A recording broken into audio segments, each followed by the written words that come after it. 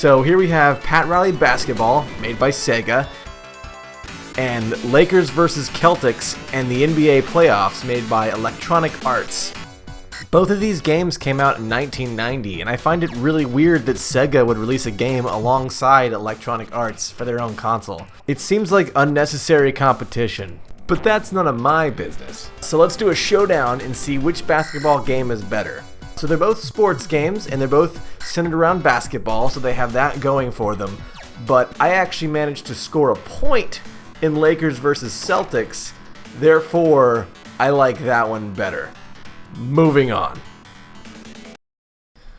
Michael Jackson's Moonwalker by Sega.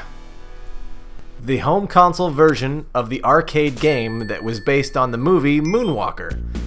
This game seems like it should have no right to be as good as it is. It has fantastic music, all Michael Jackson's of course, rendered in lovingly awesome 16-bit.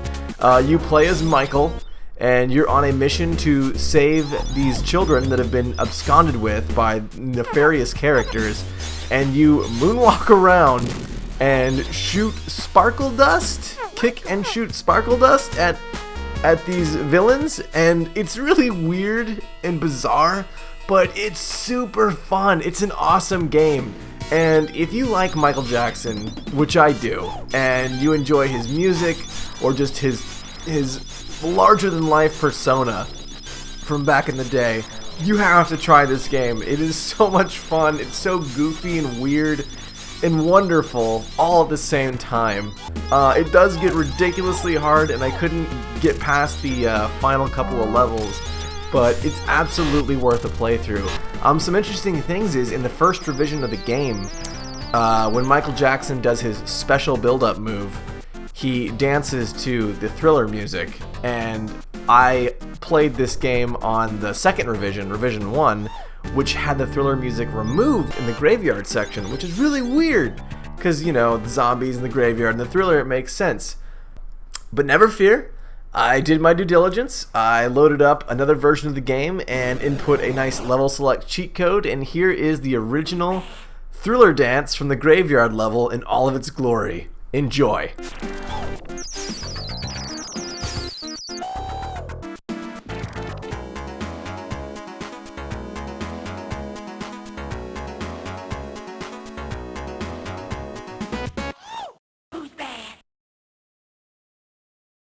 Oh, look, another sports game, and this time it's football. Awesome. Huh? Achoo! Oh, I must have sneezed the game away. Okay. Next thing. Here's something weird. DJ Boy by Technocop. This game is a side-scrolling beat-em-up on rollerblades, which is actually kind of a cool concept. At first I was like, oh yeah, this is pretty neat. But after a few minutes of playing, you realize you're fighting the same things over and over again, and it's actually not that fun at all.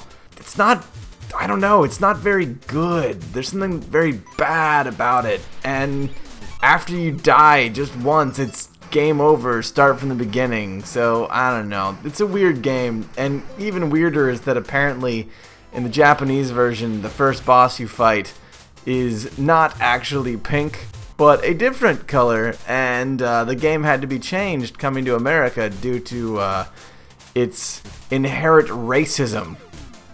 So yeah, DJ Boy, make sure to pick this one up next time you're at Blockbuster. Or not. Technocop by Razorsoft. So Technocop is a game that is broken into two parts. The first part being this really boring driving section where you just have to quickly get from A to B on this long stretch of almost completely straight road while bad drivers get in your way and you shoot at them with your gun. As fun as that sounds in concept, it's ridiculously boring in practice, and I almost nearly didn't get to the second part of the game, which is probably going to blow your mind in the same way it blew my mind. Check this out. Yeah, that's a dude getting blown away by a gun. And this is where Technocop gets interesting, because it is a game where you go into shady-looking apartments downtown and shoot up crack dealers and the like in a very realistic, visceral manner. Your gun does have 2 modes, stun and kill, but why would you ever use stun? Technocop is a really interesting game conceptually, because it really does go for that simulation cop feel, and it goes for a gritty simulated cop feel, and I like it, but at the same time the driving sections in between are so long and bad, and it's a little clunky to play even when you're inside the house.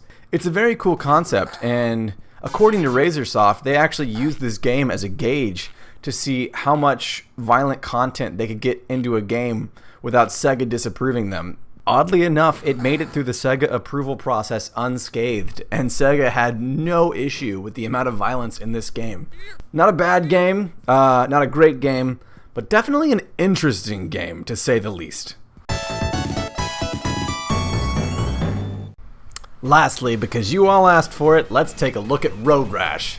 Developed by Electronic Arts and released for the Sega Genesis in 1991. This is our fan request of the week. After I expressed my immediate like for Super Hang-On, everyone said, go check out Road Rash. It's like a better version of Super Hang-On, and holy crap, you guys were so right.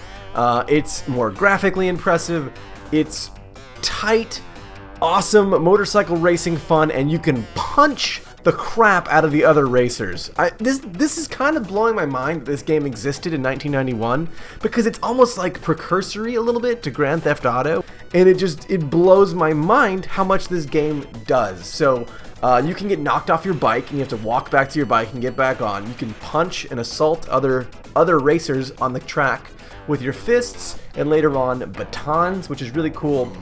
And probably the coolest thing about this game, for me at least, is the use of the rear view mirror.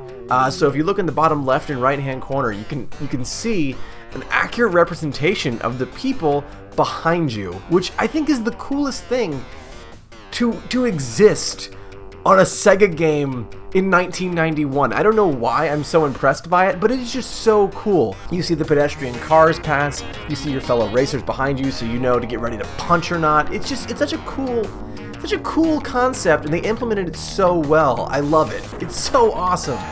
Also, it's interesting to hear that Criterion, the studio that made the Burnout series, has considered bringing back Road Rash and doing a Road Rash Burnout hybrid game, which I would love to see. I would love to see this game come back today, because I can't even imagine how much fun it could be.